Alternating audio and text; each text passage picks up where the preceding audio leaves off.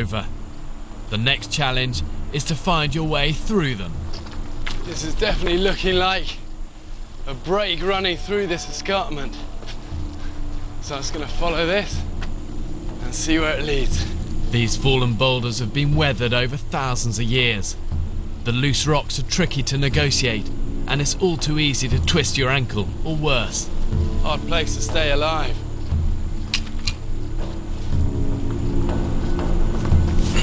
But these foothills can be deceptive, and I soon find myself in a dead-end gully.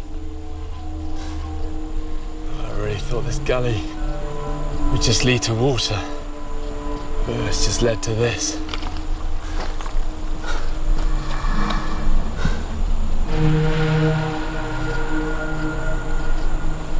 I don't know, maybe the shelf here. You see that? If I somehow get up to that, I might be able to shimmy across, but it doesn't look very wide. Let's have a look. It's tricky, and the sensible thing would be to go back down the gully. But I'm gonna give it a go, just because I can.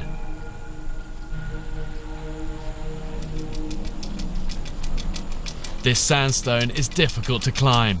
It's loose and crumbly, just like Christmas cake.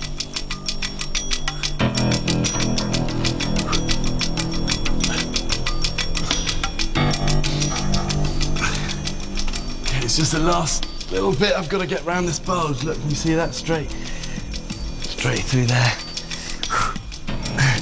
Means though, I've got to really lean out. And this just requires balance, but also a little bit of bottle. Oh God, I'm so flaky. 1, 2, 3.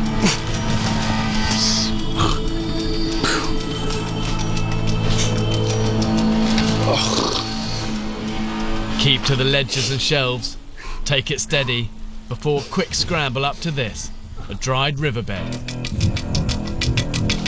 What's hard to believe out here is that you're just as likely to be killed in the desert by flash floods as you are by dehydration. And this is classic flash flood terrain. You get these dry riverbeds and it can rain up to 100 miles away, even though it's beautiful weather here, and water will race down with like the roar of a jet engine and just wipe out anything in its path. You're at your most vulnerable in the summer, when any downpour can be vicious. Just last year, the desert village of Mazuga was destroyed by flash floods. 6 people died and 1,200 were left homeless. There's not a drop of water for me. I'm more likely to find some on the valley floor, but it's getting down there that's the problem. That is just huge. My challenge is to somehow find a way down this monster and find water. This must be 500 foot from the top all the way to the bottom. But what I can see out there looks like wadis, and wadis mean water. There's so little in this extreme environment, you have to be prepared to do anything to get to it. I've just got to find a way to get down. Oh, I reckon this is just about possible. Risky, but possible. Okay, let's pass the camera. Okay, there we go. And down climbing is so often more dangerous and difficult than climbing up, just because it's much less natural. This stuff is all so loose. It's all sandstone, which in the climber's book is a nightmare to climb on. One slip on this stuff could lead to serious injury and probably death, so you've got to watch every hand and foothold.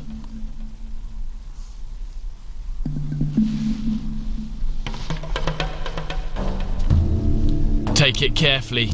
If you get stuck, you may not be able to climb back up or make it down. It's what we call being rimrocked. And that's happened to me before in New Zealand climbing, and it's very frightening. God, this whole thing's just collapsing.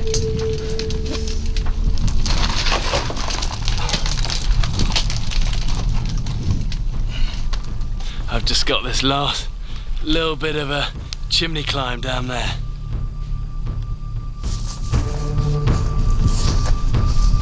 When you're doing one of these, use the opposing walls with your feet on each side and just slowly inch your way down.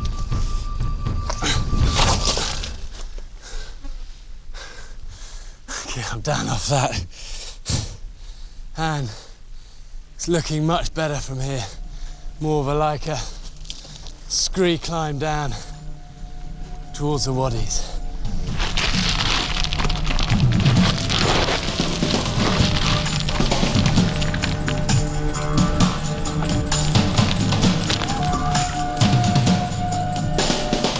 I remember as a kid, my late dad always used to take me climbing. And I think, if I'm honest, at that age, it was as much about just wanting to be, close to him as it was about the actual climbing. I didn't necessarily enjoy being cold and wet up a mountain, but I did love hanging out with him. And it's funny how the wilds can so often create such strong bonds between people. It can also bring out the best in you, as so often you'll find hidden strengths you never knew existed. But for now, I need water.